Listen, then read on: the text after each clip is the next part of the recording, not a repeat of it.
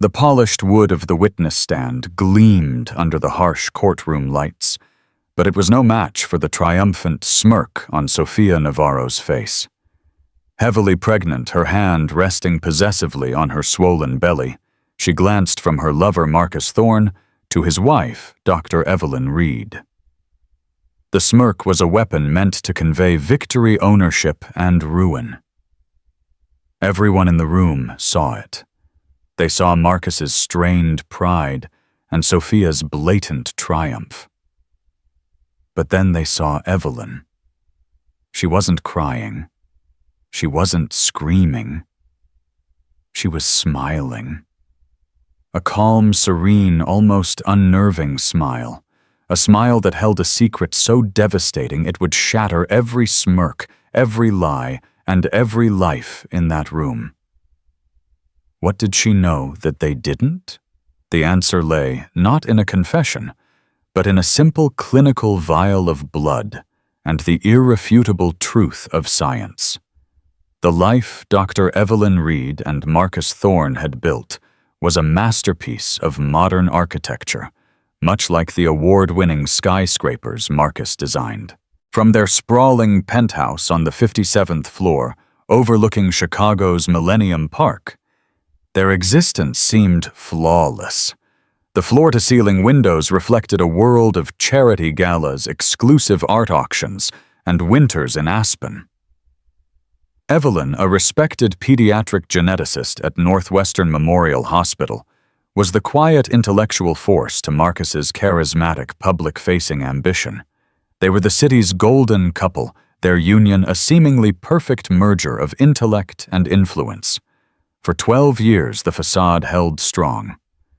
Evelyn had poured herself into her work, deciphering the complex codes of human DNA to help children, while Marcus scaled the heights of the architectural world.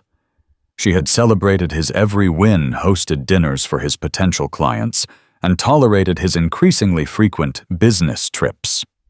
She had attributed the growing distance between them to the pressures of his success, a small price to pay for the empire they were building. She told herself that the silence that often filled their cavernous home was one of comfortable companionship, not of burgeoning emptiness.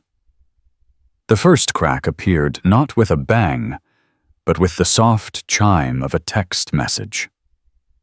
It was a Tuesday night, a rarity when Marcus was home. He was in the shower, the steam ghosting through the marble bathroom, when his phone left carelessly on the cashmere throw of their bed lit up. It was from a Sophia N. Evelyn's heart didn't pound. It simply stopped for a beat. The message was brief. Can't stop thinking about last weekend. You make me feel alive. The baby is kicking like crazy. Maybe he knows his daddy is a genius. The baby. The two words echoed in the silent room louder than any city siren. Evelyn felt the blood drain from her face. It wasn't just an affair. It was a parallel life. She picked up the phone, her hands steady, a surgeon's precision taking over. With a sickeningly simple guess of his university graduation year, she unlocked it. There it was, a sprawling history of betrayal. Photos of a glowing, dark-haired woman named Sofia Navarro. Pictures from trips Marcus had claimed were solo work ventures, Venice, Kyoto, Santorini. Messages filled with declarations of love and promises of a future built on the rubble of his marriage to Evelyn. She scrolled back months, then over a year. The deceit was meticulous, a second life, architected with the same precision Marcus applied to his buildings. He had complained about Evelyn's long hours at the hospital, her clinical nature, her supposed lack of passion, all while he was creating a new family with another woman. The most cutting messages were those where he belittled her. Evelyn is sterile in more ways than one text to Sophia read. All she cares about is her lab. You're all woman. You're giving me a son. Evelyn placed the phone back on the bed exactly where she found it. She didn't confront him that night. The scientist in her took over, pushing down the tidal wave of grief and rage. A hypothesis had been presented, and now she needed to gather data. For the next 2 weeks, she was a ghost in her own home, observing, collecting. She hired a private investigator, a discreet man named Arthur Vance, who confirmed everything with a portfolio of heartbreakingly clear photographs. Marcus and Sophia, hand in hand, shopping for nursery furniture. Marcus, his hand on her swollen stomach, kissing her in broad daylight on the steps of a brownstone in Lincoln Park, the brownstone his company had purchased 6 months prior. The confrontation when it came was quiet and devastatingly civil. She waited for him to return from a business dinner, laying the glossy photographs out on their polished mahogany dining table like a deck of tarot cards, each one telling a story of their grim future. "I believe you know a Sophia Navarro," Evelyn said, her voice devoid of emotion. Her tone was as sterile as the labs she worked in. Marcus froze, his expensive leather briefcase slipping from his grasp and thudding onto the Italian marble floor. He saw the photos, and the color drained from his face. The usual charm, the easy lies he had perfected, died on his lips.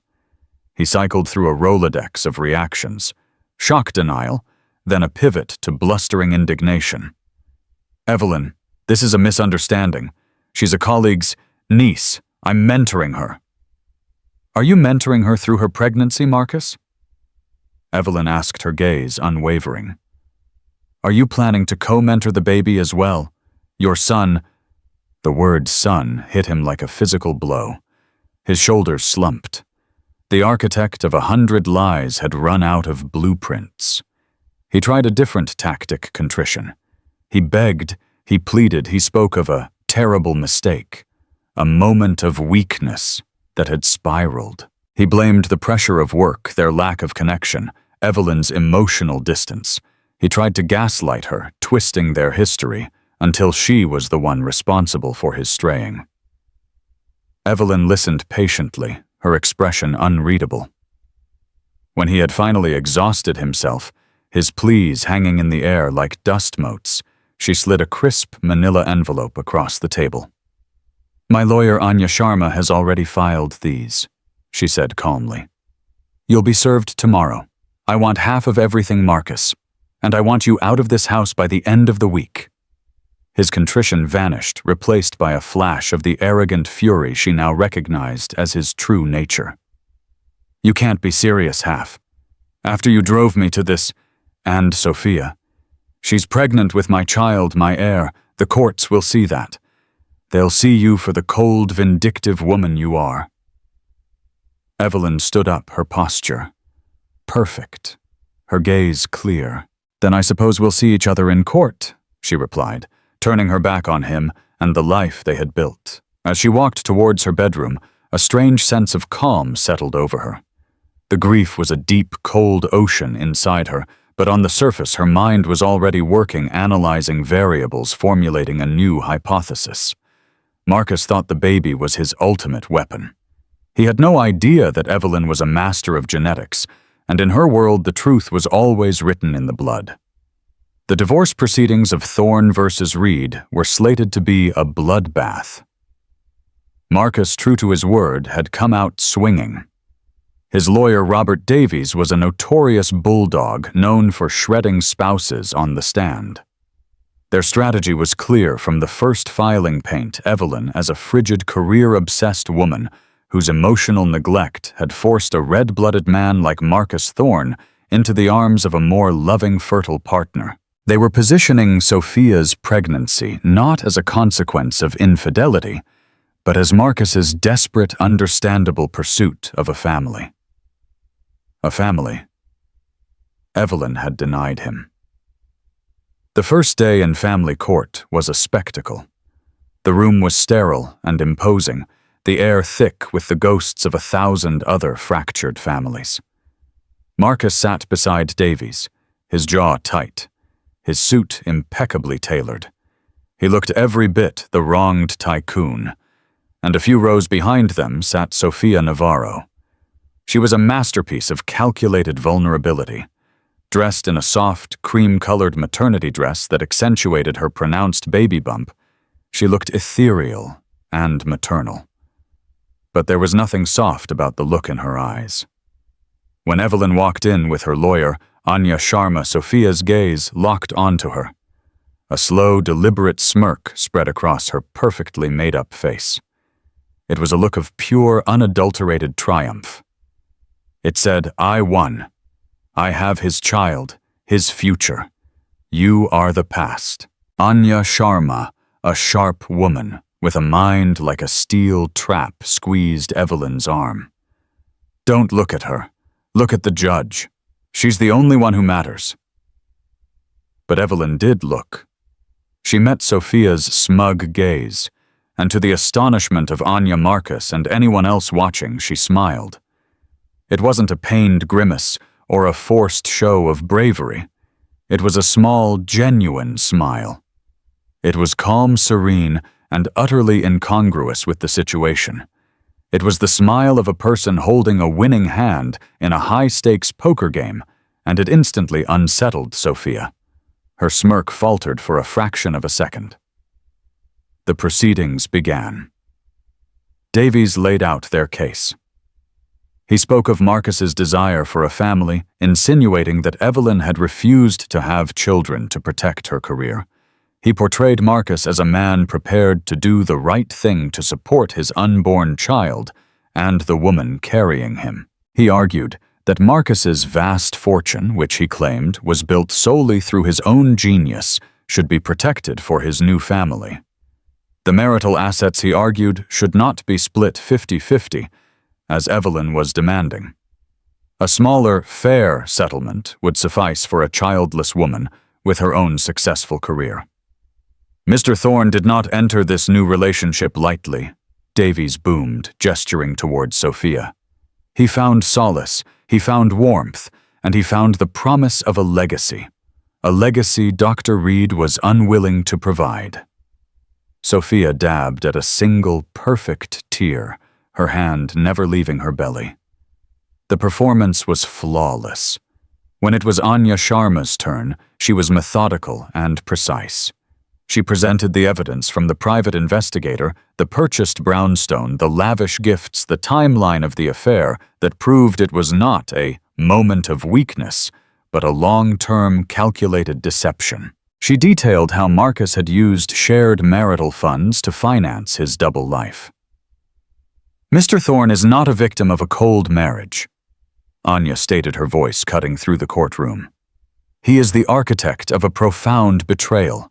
He is attempting to use his infidelity as a shield to protect the assets his wife, Dr. Reed, is legally and morally entitled to. The presence of a child born of this affair does not diminish his financial obligations. It highlights the depth of his deceit. Throughout the arguments, Evelyn remained impassive, her mysterious smile occasionally reappearing. Marcus grew visibly agitated by her composure. He had expected tears outbursts, a messy emotional spectacle that would play into his narrative of her being unstable. Her placid demeanor was like a mirror reflecting his own ugliness back at him, and he didn't like what he saw. During a brief recess, he cornered her in the hallway. "What is wrong with you?" he hissed, his voice low and venomous. "What are you smiling at? Do you find the destruction of our lives amusing?" Evelyn looked at him, her smile fading into a coolly neutral expression. "I'm not smiling at the destruction, Marcus. I'm smiling at the truth. It has a way of clarifying things." "The truth is that I'm going to be a father," he spat. "And you're going to be alone. Sophia is going to give me a son, and I will make sure they are taken care of, no matter how much you and your shark of a lawyer try to bleed me dry." "Is that so?" Evelyn replied softly. She glanced over his shoulder at Sophia, who was approaching them, her hips swaying with a proprietary air. "Leave him alone," Sophia said, her voice dripping with faux concern as she looped her arm through Marcus's. "Can't you see you've hurt him enough? Just accept that you've lost and walk away with some dignity." She placed her hand on her stomach again, the gesture a constant reminder of her power. "My son doesn't need this stress." Evelyn's smile returned wider this time. She looked from Marcus's angry face to Sophia's smug one, a silent laugh seeming to dance in her eyes. "You're right," she said, her voice light. "Stress is bad for a developing fetus. You should both be very, very careful." She turned and walked back into the courtroom, leaving them standing in the hallway, baffled and unnerved by her strange serenity. Marcus watched her go, a seed of doubt planting itself in his mind for the first time. Evelyn was a scientist. She dealt in facts and evidence. Her calmness wasn't a sign of madness or denial. It was a sign of certainty.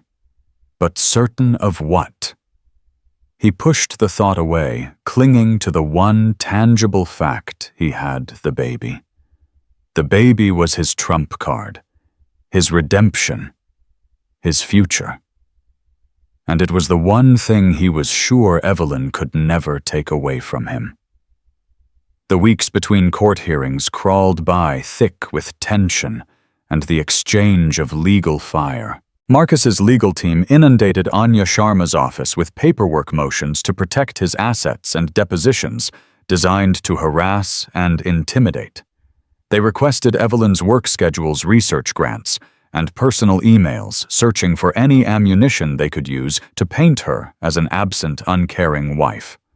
Through it all, Evelyn remained a pillar of calm. While Anya handled the legal storm, Evelyn focused on her own much quieter investigation. Her smile in court was not born of hope, but of knowledge. The seed of that knowledge had been planted 2 months before she'd even found the text messages. It was at the annual Thorn Architecture Holiday Party, a lavish affair held at the Art Institute of Chicago. Evelyn remembered the night vividly. She was wearing a deep sapphire gown, feeling more like a prop than a partner, as Marcus glad-handed clients. She'd noticed him talking to a stunning young woman in a red dress, laughing more freely than he had with her in years. That was her first glimpse of Sophia Navarro. But it wasn't their interaction that had lodged in Evelyn's memory. It was what happened later. She had been searching for Marcus and found him in a less crowded alcove, deep in a hushed, intense conversation. Not with Sophia, but with his own younger brother, Daniel Thorne. Daniel was the black sheep of the Thorne family. Where Marcus was polished and driven, Daniel was artistic and aimless. He'd drifted through life on the family's money, a charming but unreliable fixture at family events. On that night, Daniel looked pale and agitated. Evelyn couldn't hear their words, but she saw the tension in their shoulders. She saw Marcus press a thick envelope into Daniel's hand, a gesture that looked less like brotherly generosity and more like a payoff. Then, as Marcus walked away, Evelyn saw Daniel's gaze drift across the room and land directly on Sophia. He watched her for a long moment with a look of such raw, desperate longing that it took Evelyn's breath away. At the time, she'd dismissed it as an unrequited crush. In retrospect, it was a vital piece of the puzzle. After discovering the affair, Evelyn's scientific mind began connecting disparate data points. She remembered other oddities. Daniel, who rarely called, had started phoning the penthouse, always asking for Marcus, and sounding panicked when Evelyn answered. There was a weekend Marcus was supposedly in Tokyo when Daniel had also been unreachable, his phone going straight to voicemail. Her private investigator, Arthur Vance, was more than just a photographer of illicit meetings. He was thorough. At Evelyn's request, he had expanded his surveillance. He hadn't just followed Marcus, he'd also kept a discreet watch on Sophia and her Lincoln Park brownstone. His report contained the second crucial piece of evidence. "He visits her," Vance had told Evelyn over a sterile phone call. "Not as often as your husband, but he's been there. Usually in the middle of the day when Mr. Thorne is at his office. Never stays long. Looks like a nervous wreck every time.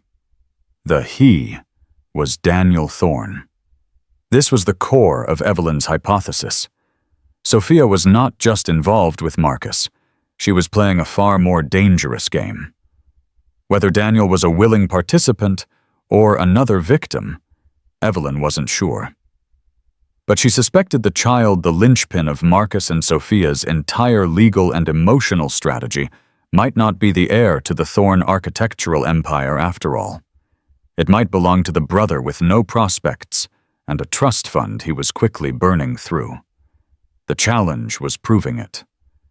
A suspicion, no matter how strong, was not evidence.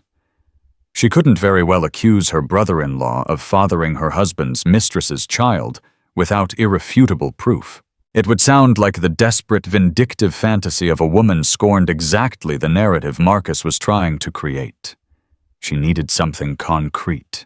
She needed DNA. Getting a sample from Sophia or the unborn child was impossible, but getting one from Daniel was not. Evelyn remembered that Daniel was a creature of habit. Every Thursday morning, he met his friend for coffee at a small cafe in Wicker Park. He always sat at the same table, and he always ordered the same thing, a large black coffee and a croissant. And he was a careless man. So one brisk Thursday morning, 2 weeks before the first court date, Evelyn Reed, head of pediatric genetics, took a personal day. Dressed in nondescript clothes, a scarf covering half her face, and sunglasses hiding her eyes, she sat in her car across the street from the cafe. She watched as Daniel went inside, and she waited. 20 minutes later, he emerged, tossing his used paper cup and napkin into a public trash receptacle on the corner. As soon as he was gone, Evelyn got out of her car. Her heart pounded not with fear, but with a cold, clinical excitement. She walked to the bin, reached inside without hesitation, and retrieved the cup. The rim where his lips had touched would be rich with epithelial cells. It was all she needed. Back in her own private lab space at the hospital, working late into the night, she carefully swabbed the cup. Beginning the meticulous process of DNA extraction and sequencing. It was a process she could do in her sleep, yet she had never performed it with such a sense of focused intensity. She wasn't just a scientist now. She was an archaeologist, unearthing the hidden truth of her own life. She didn't have a sample from the baby to compare it to, of course. But that wasn't the point. The point was to have Daniel's confirmed genetic profile on file, ready and waiting. Ready for the moment when the court, at her lawyer's request, would inevitably order a paternity test for Marcus. When that test came back, showing Marcus was not the father, the world would expect her to be shocked. They would expect her to celebrate a simple victory. But Evelyn was planning something far more profound. She wouldn't just prove Marcus wasn't the father. She would be ready to prove who was. This was the secret behind her smile. It was the quiet confidence of a scientist who has already run the experiment in her head and knows with absolute certainty what the outcome will be. While Marcus and Sophia were playing checkers in the courtroom, Evelyn was playing a game of genetic chess, and she was already 3 moves ahead. The second hearing was even more charged than the first. Marcus's lawyer, Robert Davies, came armed with financial statements and projections, all designed to show how a 50-50 split of assets would cripple Thorne architecture and, by extension, jeopardize the financial security of Marcus's unborn son. The argument was as audacious as it was insulting that Evelyn's rightful share of their marital property was a threat to an illegitimate child. "Your Honor," Davies proclaimed, his voice resonating with theatrical gravitas, "we are not just talking about finances here. We are talking about the future of a child who deserves the full support of his father. Mr. Thorne is ready and willing to provide that support, But Dr. Reed's punitive demands threaten to undermine that stability before this young life has even begun. Sophia, seated in the front row this time, listened with a look of beatific concern. She was further along in her pregnancy now, and her condition was the undeniable centerpiece of the proceedings. Every argument, every motion orbited around the silent, unborn passenger in her womb. Anya Sharma weathered the storm with steely professionalism, methodically dismantling Davies's arguments with bank statements that showed Marcus's extravagant spending on Sophia. She proved that the instability Davies spoke of was a fiction. Marcus Thorne could easily afford both his divorce settlement and a lifetime of child support. Then, at the height of the financial arguments, Anya paused. She gathered her papers, looked directly at Judge Peterson, and changed the course of the entire proceeding. "Your Honor," she said, her voice clear and firm, "while Mr. Davies makes a compelling emotional case for the financial needs of this unborn child, his entire argument rests on a single, unproven assumption." Davies scoffed. "And what assumption might that be, Ms. Sharma?" "The assumption of paternity," Anya said plainly.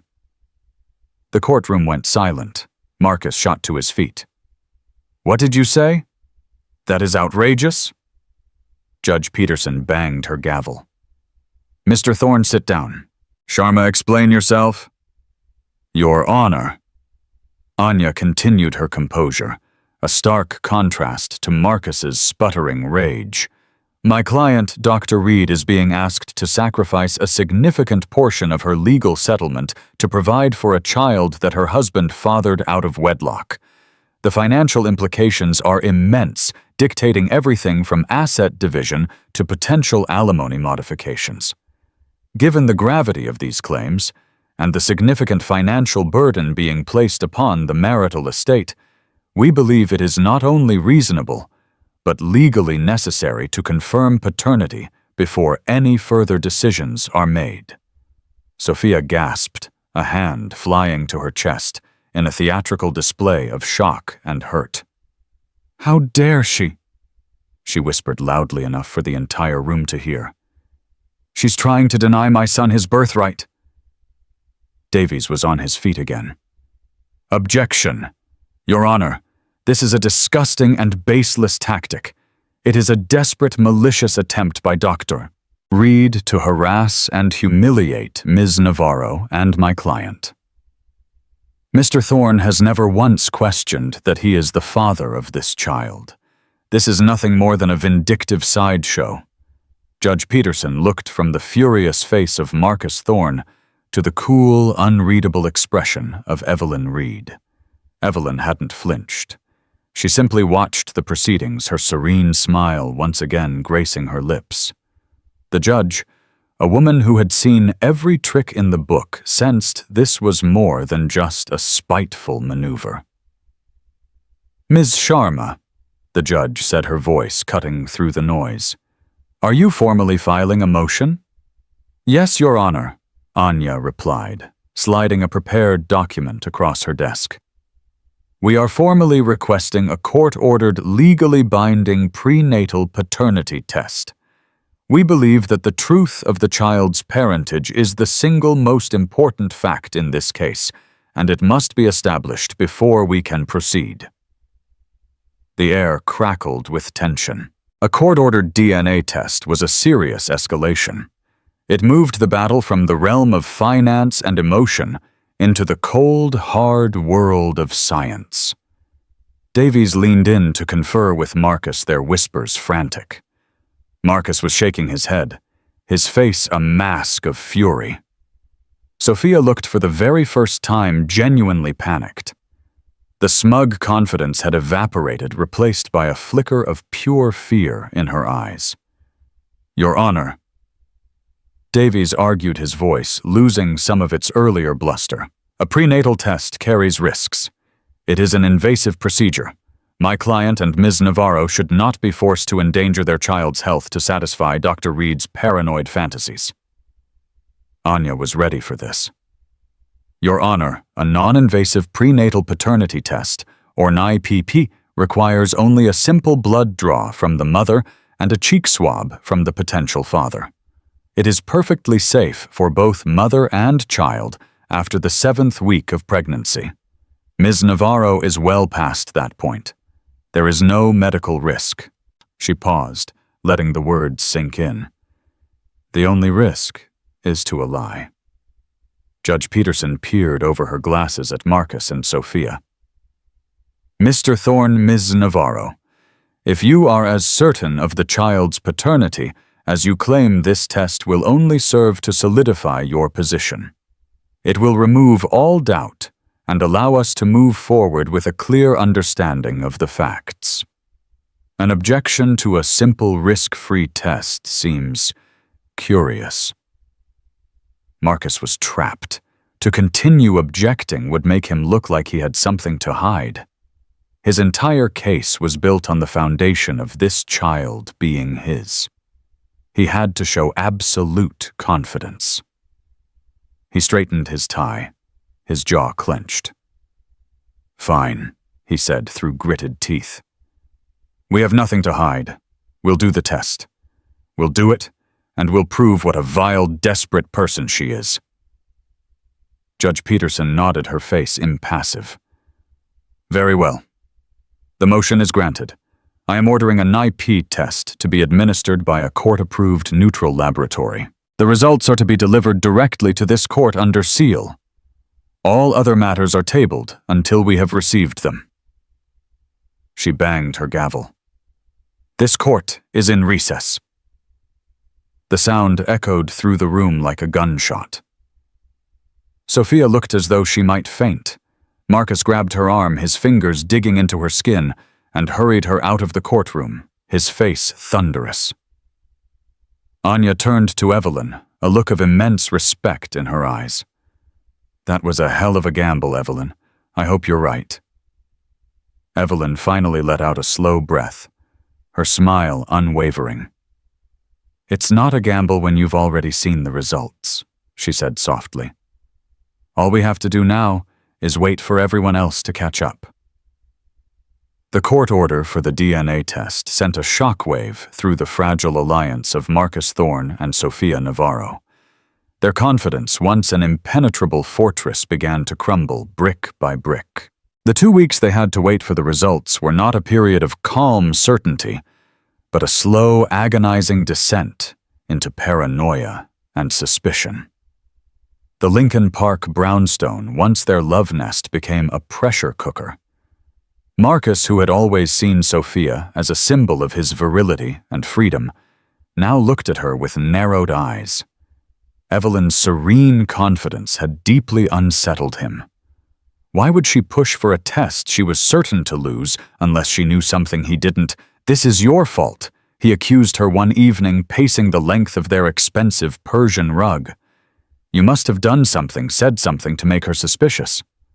Sophia, whose own anxiety was manifesting in sleepless nights and a perpetually clenched jaw, shot back. My fault, I'm the one who has to get a needle stuck in my arm for your psychotic ex-wife. You're the one who was careless, Marcus. You told me she was too wrapped up in her work to ever notice anything. She never did, he insisted, running a hand through his hair. For over a year she was clueless. This is different. This is targeted. It's like she's certain. He stopped pacing and stared at her, a dark thought beginning to form. Has there been anyone else, Sophia, even once? The question hung in the air between them, thick and poisonous. Sophia's face hardened. How dare you, after everything I've given up for you? I left my life behind to have your baby, and now you're accusing me of cheating. Maybe she's just bluffing Marcus. Maybe she's just a crazy, jealous woman trying one last desperate trick. But her denial was too loud, her indignation too shrill. It didn't convince Marcus, and it didn't seem to convince herself. The foundation of their relationship, which they had mistaken for love, was revealed to be a transactional arrangement of convenience and mutual benefit. Now that the arrangement was under threat, so was their loyalty to one another. Every conversation became a minefield. every silence filled with unspoken accusations. Marcus became obsessed. He reviewed their timelines, cross-referencing his trips with her schedule. He was looking for a gap, a window of opportunity for someone else to have entered the picture. His arrogance wouldn't allow him to believe he could be so thoroughly duped. The child had to be his. It was a matter of pride, of ego.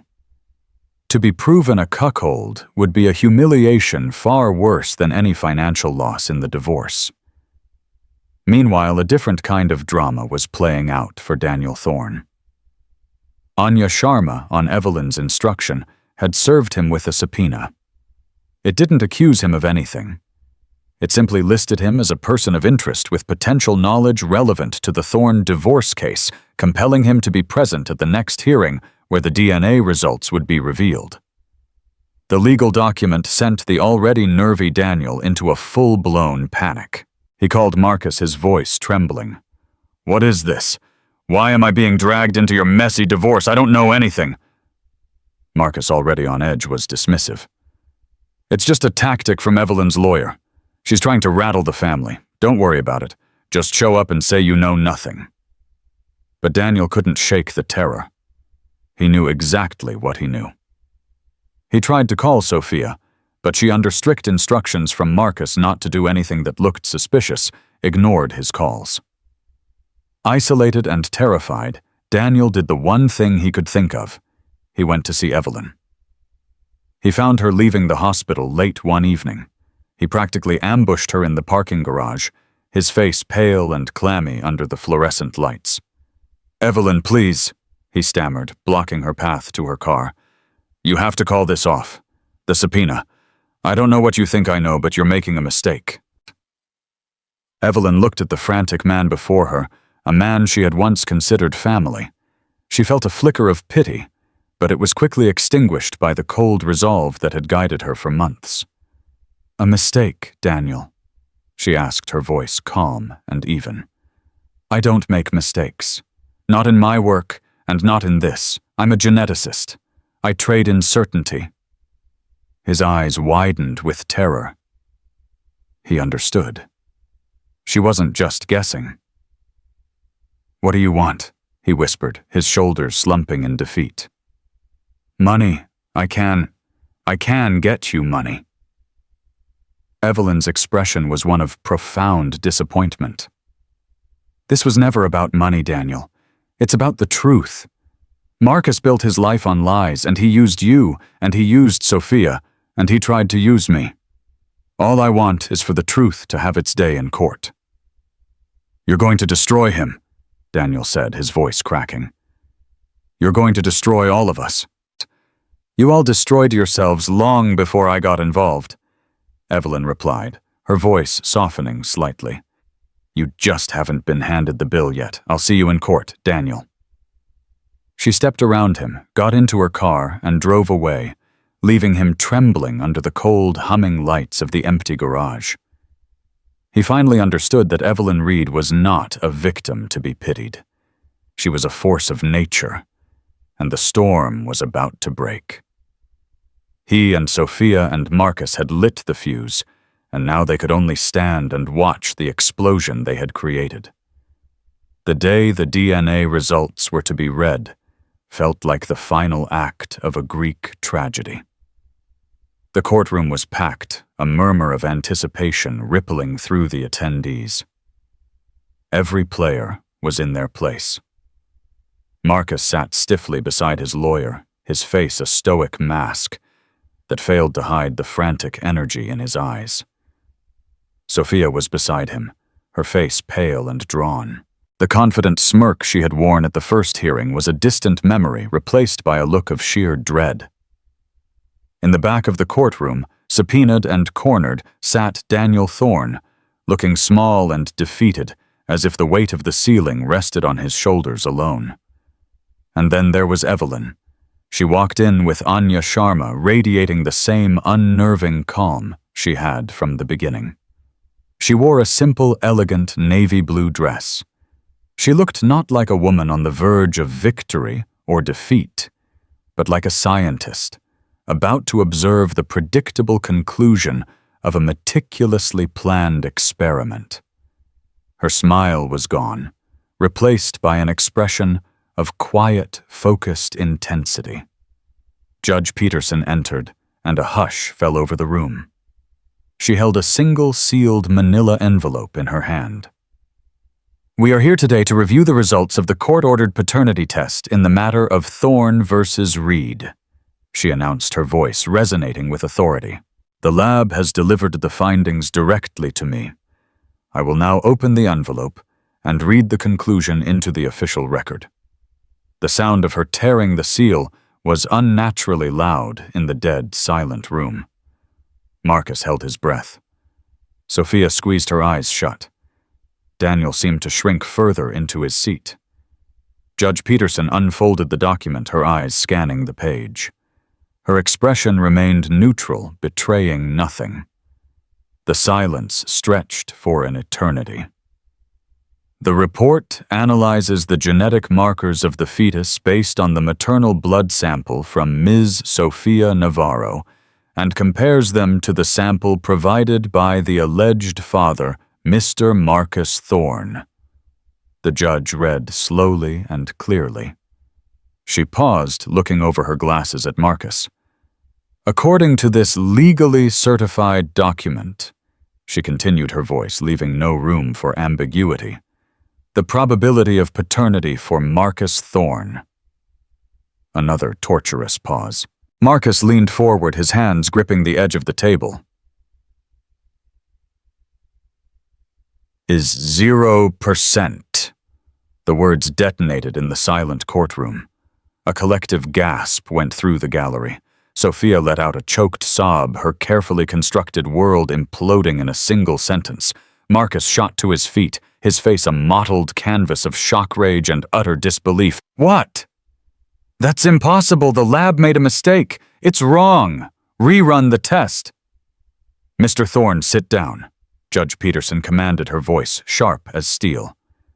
"This is a court-certified laboratory. Their results are definitive." Marcus stared, dumbfounded, at Sophia. The color had drained from her face, leaving her looking ghostly and frail. "You," he whispered, his voice trembling with a fury that was terrifying to behold. "You lied to me." Sophia burst into tears, shaking her head. "No, I thought, I wasn't sure." "You weren't sure," he roared, his voice echoing in the stunned courtroom. "You let me believe this child was mine. You built this entire lie." But before the chaos could fully erupt, Anya Sharma stood up. "Your Honor," she said, her voice cutting through the pandemonium. "If I may, we are not finished." All eyes turned to her. Judge Peterson, looking intrigued, gestured for her to continue. Marcus, still reeling, sank back into his chair, his mind struggling to process the depth of the betrayal. "Your Honor." Anya said, "My client, Dr. Reed, did not file the motion for paternity based on a mere suspicion or a desire to harass. She did so based on evidence. We believe the court and Mr. Thorne deserve to know the complete truth." She placed a file on her desk. For the past several months, Dr. Reed has had reason to believe that the father of Ms. Navarro's child was not, in fact, Mr. Marcus Thorne. "Then who is it?" Davies demanded, trying to regain control of the narrative. Anya Sharma didn't answer him. Instead, her gaze swept across the courtroom landing with pinpoint accuracy on the cowering figure in the back row. "We believe the father of the child is Mr. Daniel Thorne." Daniel flinched, as if he'd been struck. A new wave of shock rippled through the room. Marcus's head snapped up, his disbelieving gaze following Anya's to his own brother. He stared at Daniel, the dawning horror on his face, a terrible sight. The pieces clicked into place, the hushed conversations, the strange phone calls, the panicked looks. The betrayal was deeper, darker, and more incestuous than he could have ever imagined. "This is an unsubstantiated, wild accusation," Davies blustered, but his voice lacked conviction. "It is not an accusation, Mr. Davies," Anya countered smoothly. "It is a scientific conclusion." She turned to Evelyn. "Dr. Reed, would you care to explain?" For the first time, Evelyn stood. She addressed the court not as a wronged wife, but as the expert she was. Her voice was steady and clinical. "Several weeks ago, I legally and ethically obtained a DNA sample from a discarded item used by Mr. Daniel Thorne. I conducted a full genetic sequencing in my own time. The profile has been held in a secure file. It is my professional hypothesis that if Mr. Daniel Thorne's sample were to be tested against the fetal DNA, it would show a probability of paternity of 99.9% or higher." She had known all along. Her smile, her calm, her patience, it all made sense. She hadn't been waiting for the court to prove Marcus wasn't the father. She was waiting for the perfect moment to reveal who was. She had allowed Marcus and Sophia to build their entire case on a lie she had the power to dismantle with a single scientific fact.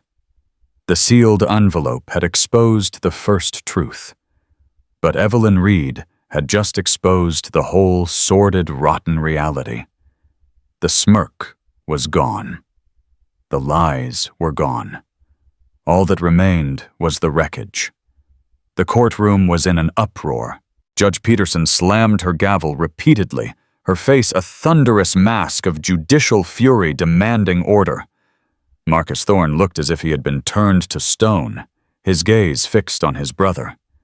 The double betrayal from his lover and his own blood had broken something deep inside him. The carefully constructed edifice of his life had been demolished in a matter of minutes. Daniel Thorne was weeping openly, a pathetic, shuddering figure in the back of the room. Sophia, abandoned by Marcus and exposed as a liar, simply stared into the middle distance, her hands protectively clutching a belly that was no longer a winning lottery ticket, but a lifelong monument to her disastrous choices. When a semblance of order was restored, Judge Peterson's focus was sharp, and her anger palpable. "Ms. Sharma," she said, her voice dangerously low, "the implications of what your client has just stated are profound. Perjury has been committed in this court. A fraud has been attempted." "We are aware, Your Honor," Anya said, "and that is why we are now petitioning the court to reconsider the division of assets. My client entered this marriage with a prenuptial agreement that contained a specific infidelity and lifestyle clause, a clause Mr. Thorne himself insisted upon. It states that in the event of proven deceit or actions that bring public humiliation and disgrace upon the marriage, the 50-50 division of assets becomes void. Instead, the wronged party is entitled to 70% of all marital assets, including shares in Mr. Thorne's business." Davies was on his feet, aghast. "Your Honor, that's draconian. This situation is unforeseen." "Is it?" The judge countered, her eyes cold. "It seems to me that Mr. Thorne's actions and Ms. Navarro's complicity fit the description of deceit and public humiliation perfectly. They conspired to defraud not only Dr. Reed, but this court, basing financial claims on a known falsehood. They used a child as a weapon in this deception. I have rarely seen a more egregious example of bad faith in my 20 years on the bench." The final verdict was swift and brutal. The judge enacted the lifestyle clause, awarding Evelyn 70% of their marital fortune. This included a controlling interest in Thorne Architecture's parent holding company, effectively making Evelyn her ex-husband's new boss. Marcus was ordered to vacate the penthouse immediately. His claims of needing to protect his assets for his heir were dismissed with scathing prejudice. As for Sophia, the court offered her nothing. Her claims against Marcus's estate were null and void. She was left with the Lincoln Park brownstone, which, as Anya had proven, was technically a company asset, now controlled by Evelyn, and the child she now had to raise with the broke and disgraced Daniel Thorne. The proceedings concluded. As the room began to empty, Marcus, a broken man, finally approached Evelyn. All the arrogance was gone, replaced by a hollowed-out despair. "Why, Evelyn?" he asked, his voice barely a whisper. "Why not just tell me from the beginning? Why this public execution?" Evelyn looked at the man she had once loved, and for the first time she felt nothing but a quiet finality. "Because you wouldn't have believed me, Marcus. You would have lied and bullied your way out of it just like you always do. You only understand consequences you can see and feel. You built your entire case on the idea that I was a cold, emotionless woman. You were wrong. I am a scientist. I believe in evidence. I believe in peer review. And I believe in revealing the truth in a forum where it cannot be denied. This courtroom was my laboratory, and today my hypothesis was validated." She gave him one last look, then turned and walked away without another word. She met Anya in the hallway, and her lawyer wrapped her in a fierce hug. "You are the most brilliant, badass woman I have ever met," Anya said, beaming. Evelyn smiled, and this time it was a smile of pure, unadulterated relief. It was the smile of freedom. She walked out of the courthouse and into the bright Chicago sunlight. The noise of the city, the rush of traffic, the endless energy, it had never sounded so much like a new beginning. She hadn't just won a divorce case. She had reclaimed her narrative, defended her dignity, and proven that the quietest person in the room is often the most powerful. She had faced down betrayal with intellect and lies with empirical truth. Dr. Evelyn Reed was finally free, not just from a marriage, but from the weight of a life that was never truly hers. Her future, like an unwritten genetic code, was now hers, and hers alone, to discover. 6 months after the gavel fell, the name Thorne no longer dominated Chicago's architectural scene. It had become a cautionary tale whispered at cocktail parties and in corporate boardrooms. The epic downfall of Marcus Thorne was complete. Stripped of his company, his fortune, and his dignity, he had retreated from public life, a ghost haunting the ruins of the empire he had built and lost. Reports surfaced occasionally of him living in a modest rented condo, the charismatic titan reduced to a footnote in the city's history. Sophia and Daniel had vanished into a similar obscurity. Evelyn, in a final clinical act of severance, had sold the Lincoln Park brownstone and every other asset she now controlled. The proceeds, along with the bulk of her settlement, were not spent on lavish revenge. Instead, Dr. Evelyn Reed, true to her nature, invested it. She established the Reed Foundation for Pediatric Genetic Research, creating a multi-million-dollar endowment that would fund cutting-edge science for decades to come. She had taken the money tainted by Marcus's lies and laundered it into a legacy of hope for sick children. Evelyn herself was rarely seen outside the walls of Northwestern Memorial Hospital. She had no interest in running an architecture firm or playing the role of a corporate queen. Her victory had never been about acquiring power over Marcus's world. It was about reclaiming power over her own. One crisp autumn afternoon, she stood in the newly inaugurated Reed Foundation wing of the hospital. The air smelled of fresh paint and possibility. Young, brilliant researchers bustled between state-of-the-art sequencing machines, their conversations buzzing with the language of discovery, CRISPR gene therapy, rare disease markers. This was her true empire. Not steel and glass, but the infinite complex and truthful world of the human genome. Her colleague, Dr. Ben Carter, came to stand beside her, holding 2 cups of coffee. "It's incredible what you've built, Evelyn," he said, his voice filled with genuine admiration. "Really incredible." Evelyn took a cup, a genuine, easy smile gracing her lips, a smile no longer shadowed by secrets or strategy. "I didn't build it, Ben," she corrected him gently. "I just funded it. They," she said, nodding towards the young scientists, "are the architects." She watched them for a moment, her heart swelling with a profound sense of peace. The trauma of the past year felt like a distant country she had once visited. She had walked through fire, but she had not been consumed. She had emerged stronger, wealthier, and most importantly, completely and utterly herself. She had taken the ugliest of betrayals and transformed it into a beautiful, life-saving truth. Her name would not be remembered as the wronged wife of Marcus Thorne, but as the benefactor whose vision was helping to rewrite the future one strand of DNA at a time. The courtroom was a memory. The lab was her reality, and her work was just beginning. And that's the story of how Dr. Evelyn Reed turned a devastating betrayal into a masterclass in justice. She proved that the truth, especially when backed by science, is the most powerful weapon of all. While others relied on lies and emotional manipulation, she relied on facts, patience, and the courage to play the long game. What did you think of Evelyn's strategy?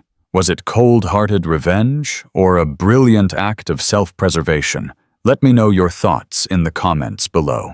Have you ever seen a situation where someone's own arrogance led to their complete downfall? Share your stories with our community. If you were captivated by this story of deception and ultimate vindication, please give this video a thumbs up, share it with someone who loves a good story of justice being served, and don't forget to subscribe to the channel for more real-life dramas. Hit that notification bell so you never miss an update.